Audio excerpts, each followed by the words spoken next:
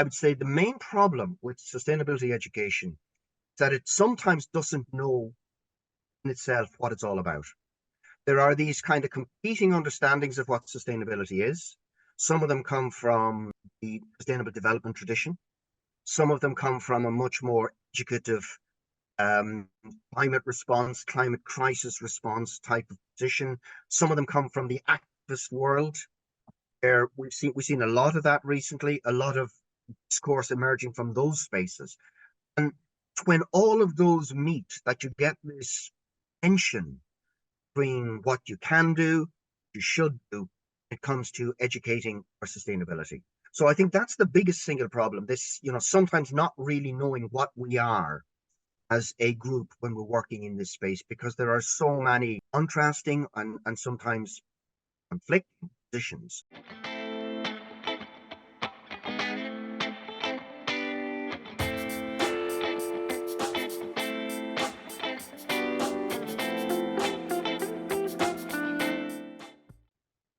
Welcome to the Education Chapter. I'm here with Professor Conor Galvin from Ireland, who is a scholar and expert in sustainability education and environmental sustainability education. So, Conor, welcome to Education Chapter. Thank you very much for accepting the invitation. And it's an absolute pleasure, and thank you for the invitation. It's always nice to talk about this kind of stuff with people who are interested in it. We're going to talk about sustainability education because you're the expert in this field. And normally when I talk about this, I speak with people who are very positive about this. But I'm going to start with a question that is going to be quite controversial at the beginning. What's wrong with sustainability education? Is there something that we do wrong about it? A difficult question to start. I would say yes, there probably is. There's a lot of positives, and I'm happy to talk about the positives afterwards. But there are certain things that down the years kind of start to grate a little bit on you, and you sort of say, yeah, we could be doing this better, or we could be doing that better. I would say probably, if I had to kind of reduce it to short answer, which I obviously do now, I would say the main problem with sustainability education is that it sometimes doesn't know in itself what it's all about. There are these kind of competing understandings of what sustainability is. Some of them come from the sustainable development tradition. Some of them come from a much more educative climate response, climate crisis response type of position. Some of them come from the activist world, where we've seen a lot of that recently, a lot of discourse emerging from those spaces. And when all of those meet, that you get this tension between what you can do, you should do, when it comes to educating for sustainability. So I think that's the biggest single problem. This, sometimes not really knowing what we are as a group when we're working in this space, because there are so many contrasting and sometimes conflicting positions. But maybe that's also a strength, because it encourages us to find common ground. It encourages us to speak to people that we perhaps might not otherwise. And I think those are the sorts of avenues of inquiry that open up real possibilities when it comes to any field, perhaps especially education for sustainability. You see, I mean, I wanted to follow up on what you just said, because it's true that, especially in sustainability education, what we do see is that we have a lot of different actors indeed defining those and trying to find their place in that field. Yeah. A lot of sustainability education is not done in the school context, but is done in a non-formal way by civil society organizations. What do you think is their role in that process? And how is, let's say, school institutions or educational institutions different than that? They're very complementary when they're done well. I can give you perhaps some examples in that space in a couple of minutes. But the point that you're making, I think, is a profoundly important one.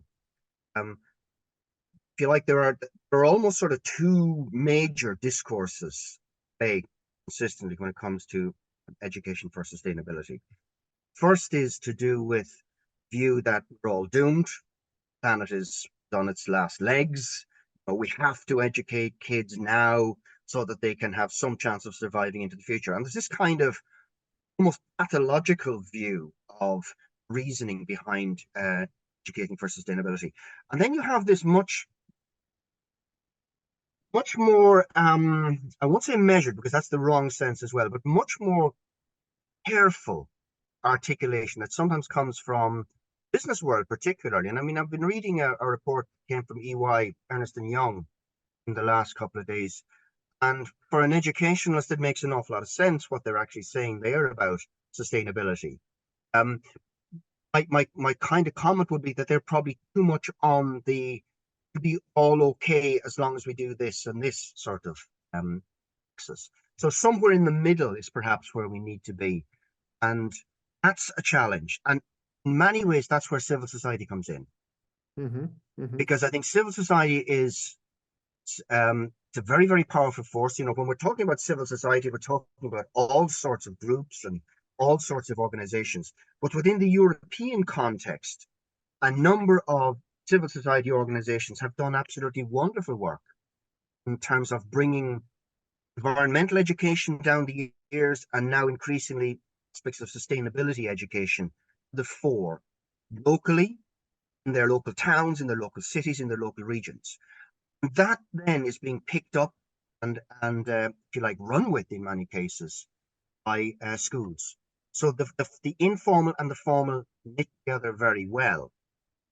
Problem, again, to go back to the problem in terms of sustainability, the problem very often is that we're all experts. Yeah. We all have our own view. It should be done my way. And the reality is that really good work is the sort of work that at the very, very local level, as people who step back and say, well, look, I know a little bit about this, you know a little bit about this, let's put what we know together and see what happens. Now, maybe an example would help in relation to this. There's a small town in the south of Ireland called Kinsale. It's a tourist location, and you know it's kind of pretty well known as a venue for tourism and food and so on. But what it's not so well known for is the incredible work that's been done there in relation to sustainability. Now, a lot of it is down to the work of two local schools, primary school, a secondary school. But none of it would really have made an awful lot of sense if it didn't come together under a heading was kind of brought to the front by local business people. They were concerned that, you know, okay, we're a town that spends a lot on tourism. During the pandemic, a lot of that was taken away. What do we do now? How do we ensure that the local presence stays local? And the local business people and the schools sat down together, came up with a project that they called Transition Town Kinsale. This allowed the schools and the local organizations, local chamber of commerce particularly, also individual business people, work together to come up with some absolutely fabulous, very simple, very local articulations of sustainability. Now, I visited a few times, and at one particular point, when you go into a school in Ireland, one of the last things you expect to see is a guy walking around with a bunch of goats behind him. It doesn't happen in Irish schools. In Kinsale, they actually have not used lawnmowers on the grass part of their site for a number of years now. Bring in a local farmer stroke entrepreneur who has a herd of goats. He grazes, brings his goats around once or twice a week. They graze the areas that need to be looked after. This is fantastic because it increases biodiversity, it cuts down on fuel use and so on. That's just one of the little examples that came out of the transition town thinking and talking. Another example, and again, stop me from going too deep down the rabbit hole. Another example would be the way the local bakery and the students in the school work together, come up with local recipes, use local ingredients, and use local labor, produce local product. I see. So those sorts of articulations at the level of kind of community practice, you have partnerships between civil society organizations, business organizations, and schools can be really, really inspirational. Right. But now, you know, coming back to your question and to your first intervention, when you mentioned here that everybody has a different institution, a different definition of it. And at the same time, you mentioned it like two different examples here on the local level, which I think are very, very rich. But then, is there something we can do on a systemic level? Is there something that can be done? And so how could we establish a system, and how shall we teach environmental sustainability or sustainability in itself?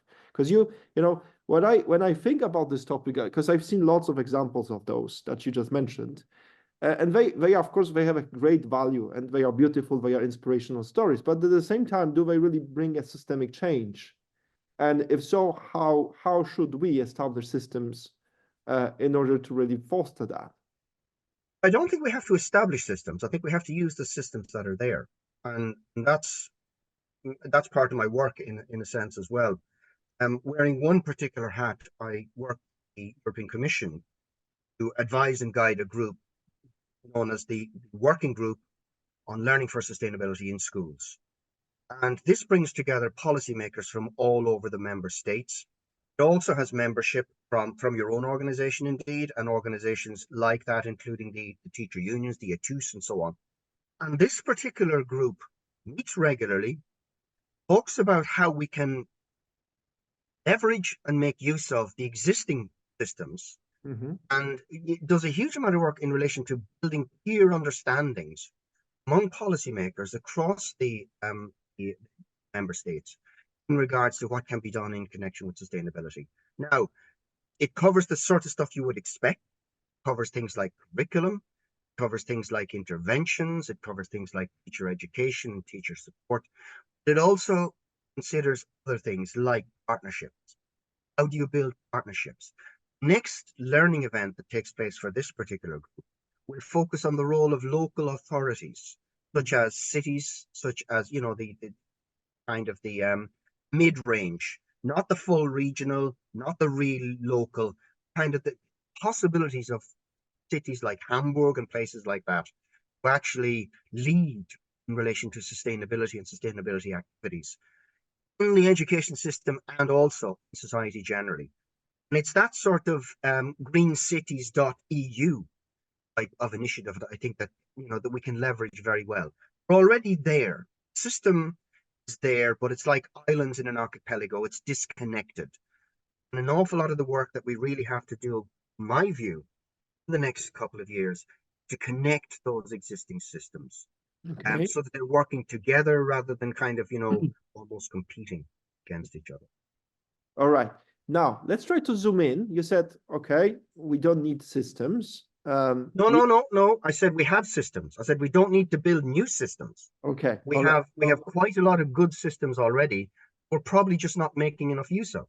Okay. So we need to mainstream certain systems. Is that correct? Yeah. Okay, good. So we already have some systems. Now, let's zoom in to the school level. How do you teach sustainability? You mentioned here, okay, we can have I don't know, specific, shall we do it in specific subjects or shall we do it across the board?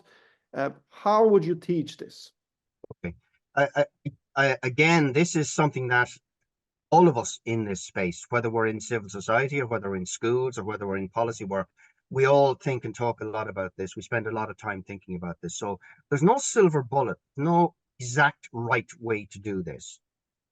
From my experience and from what I've seen increasingly over the last couple of years, is that it's possible to do really good work, different levels of the education system, that has to be done differently. It has to reflect the age of the kids. It has to reflect the structures that are there presently. It has to reflect the arrangements that are already in place with regard to whether a system is very didactic or whether it's pedagogically driven and so on. So there's, again, loads of lovely examples of that coming through in the last couple of years.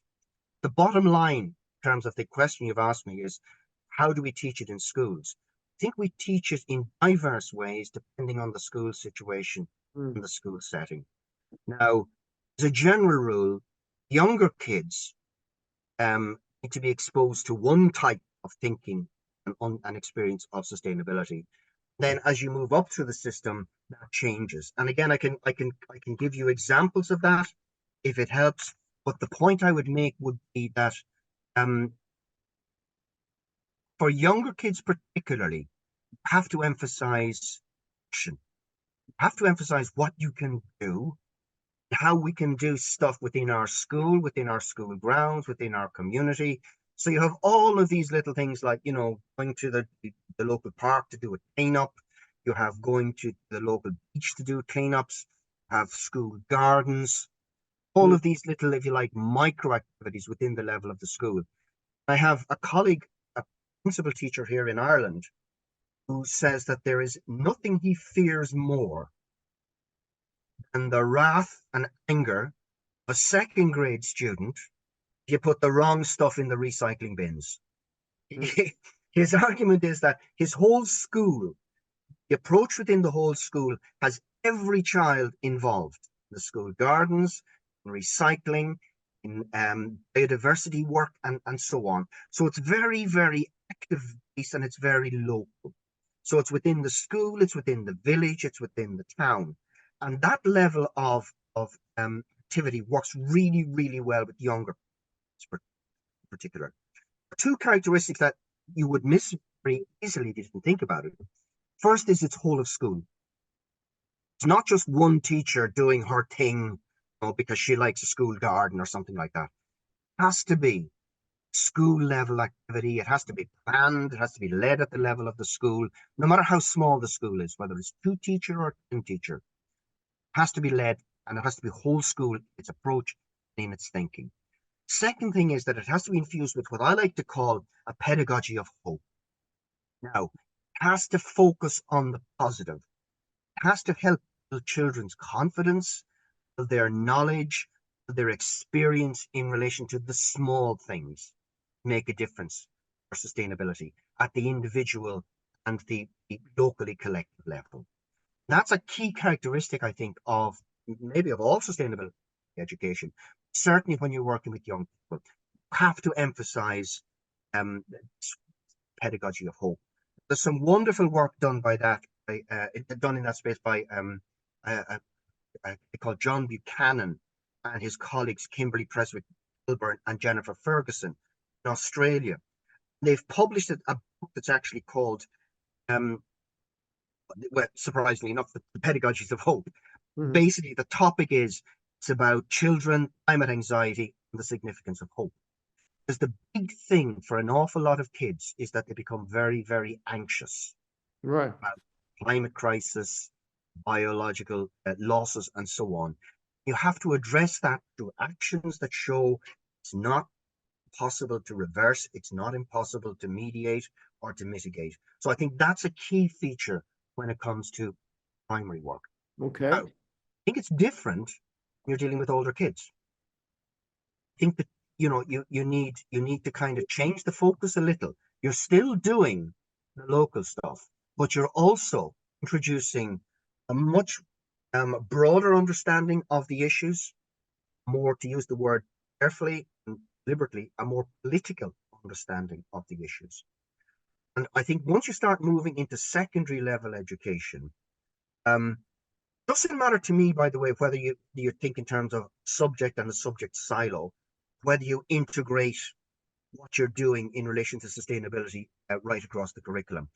Both models will work depending on the local conditions, depending on the type of secondary schools that are existing in the different parts of the member states.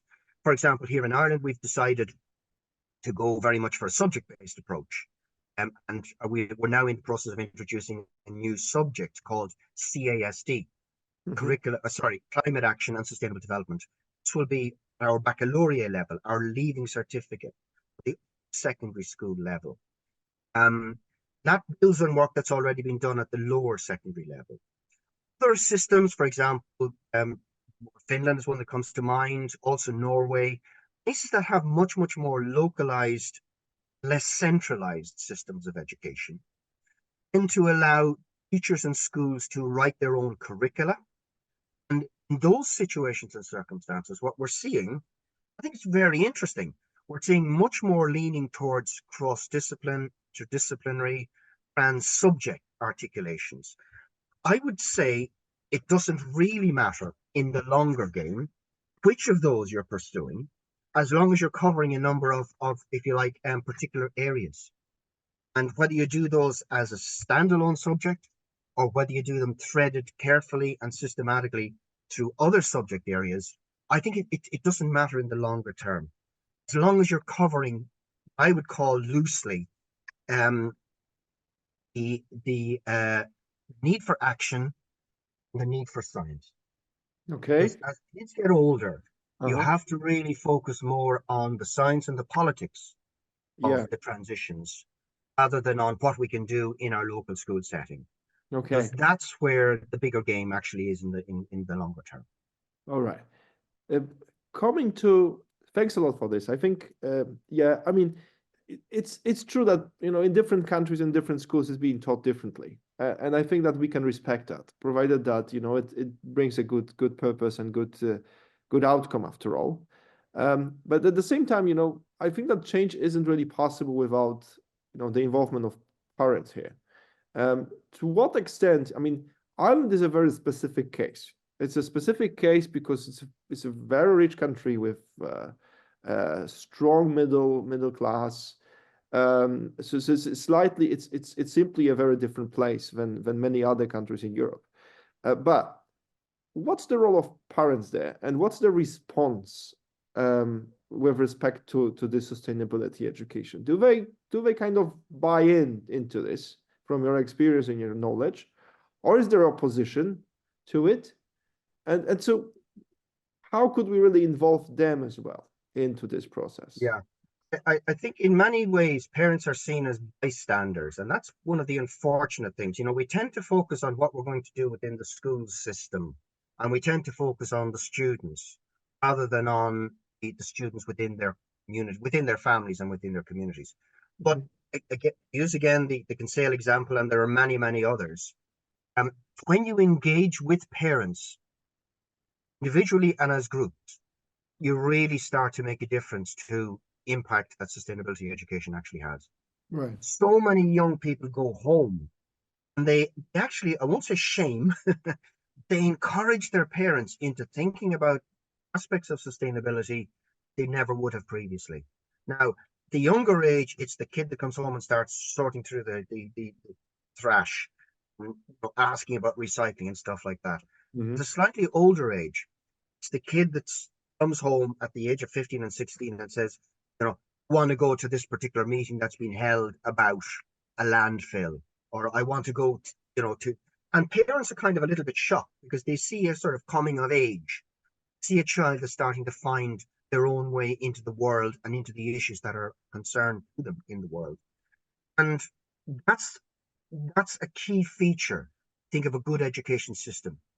Connects the children to the parents and allows parents to have an influence on how sustainability is taught, to become involved in various degrees and in various ways in that process. It's not always just about groups of parents becoming um, active supporters. Sometimes the simplest thing a parent can do is turn up on a day. There's an event going on in the school, talks about sustainability and planning within the school setting, and support their kids while they talk about or make a presentation or describe an action that they've been involved in as part of their curriculum, as part of their school setting. Sometimes it's just that. Other times it goes beyond. I'm very aware of what you just said about Ireland being a little bit different. Um, I don't think we're that different in Mhm. many ways. I think there's a lot of countries in Europe where parents have sort of said, yeah, we respect the school system. We think that the school system is going the right way, but they're always sort of ready to be involved in support of aspects within the school system. I think Ireland is a little bit like that. In Mhm. fact, we may even be a little bit beyond the curve, behind the curve rather, I because really. yeah, I think so. Because when you look at a lot of the Nordic countries, parents are much more heavily involved. Mm. Countries where there's a didactic tradition tends to be a little bit different from centralized countries where you have one. We don't call it a ministry, by the way. We call it a department. Mhm. Essentially, we have one Ministry of Education that controls curriculum, that controls examination, that Right. controls teacher entry, and so on. Mm. So in that system, it's much more centralized and it's a little bit more bureaucratic and it's a wee bit more difficult for parents to have presence. But we do have good representative bodies in the main from parent groups. They are heavily involved in school management and so on. And inevitably, they become involved in sustainability issues around the schools, particularly when schools start looking at concepts like sustainable campus. Right. We're seeing a lot of that recently, right throughout the system, not just in primary schools, but also in secondary schools, where schools are starting to look at how they operate as organizations and take on some of the attributes of more sustainable organizations. And I think that's interesting. Sometimes, in fact, often, it's a parent that starts that conversation. Right. That's Coming from a local organization, a business, in our business, we're doing this and this and this. Why are you not doing the same thing in the schools? And those sort of conversations, when they come up, can actually start teachers thinking about, yeah, well, maybe we should be. Fortunately, there's not always scope to do so because schools are very, very busy places. It's a case of, repeating priorities and so on. When schools listen to parent groups interested in this space, they listen to civil society groups that are involved in this space, and there's a lot to be learned. And sometimes that involves bringing them in, actually bringing them into the school to talk with teachers and to talk with kids. And again, there's some wonderful examples of that right throughout member states. Okay. I wanted to still ask you about the teachers, though. In many countries, so for my professional reasons, I'm lucky enough to visit many countries in order to see and learn on how this sustainability is being taught in different places. And you mentioned here that Ireland is a good example because indeed it's very much community-based and it actually involves multiple stakeholders in this entire undertaking. In other countries, I've been to multiple countries there in Europe, in Eastern Europe as well, where I can actually see that sustainability is rather being taught not, let's say, by inspiration of the systemic level, but rather by inspirational teachers that are interested in this. Yeah, the individual champion. Right, Yes. the individual champions. Now the question is, how are they prepared to do this? To what extent can we rely on them? What's this kind of support we would need for the teachers to be these agents of change? Is there any need for, rethinking their initial and continuous development, training? What would be your thoughts on that? I think there is, and I think it's actually ongoing. I think the more you look, the more you see happening in relation to supporting teachers. Again, from my own context, I can give you a number of examples. I mean, a number of the institutions that I work with here in Ireland are involved in teacher preparation, initial teacher preparation particularly, have introduced aspects of sustainability into the work they do with their student teachers, as they call them, on a pretty consistent basis. Particularly on the primary side. We're seeing it much, much more so on the primary side than on the secondary side. So you have colleagues, for example, in Mary Immaculate College in Limerick, who have really radically altered aspects of the curriculum for student teachers in relation to sustainability, environmental education, biodiversity, all of these issues. But not so much perhaps on the secondary side still. My own institution has actually introduced 2 modules in the past year in this space for our initial teacher education programs. I've seen very, very similar things in other countries. I mean, Denmark, for example, is a really good example when it comes to building opportunities for reflection and action into teacher education. Don't tend to do it so much on the initial teacher education side, though, and I think this is really interesting. Tend to do it on the teacher development side. So once you're in school, this brings us back to the individual champion. The problem with being a champion is that sooner or later it becomes a burden. You can only do it for a certain number of years before you're tired, you're weary, the system seems to push against you and 1,001 things. And I mean, there's some wonderful, wonderful examples of what individual champions have done and can do. They do need support. They do need backing, they do need encouragement. And I think education systems are increasingly recognizing that. Teacher education systems. The way that we respond is not yet on the level perhaps where it should be. So they're looking to civil society organizations, the kinds of materials and the kinds of support do it actually. Let me give you an example.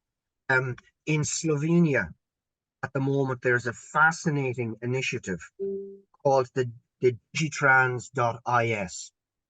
It's a government-sponsored initiative that seeks to connect teachers who are in continual professional development with other colleagues working in civil spaces, working in government spaces, and are actually working in relation to different aspects of environmental education, entrepreneurship, and so on.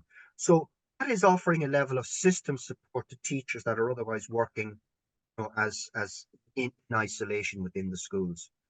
And again, I think this brings me back to something I said earlier.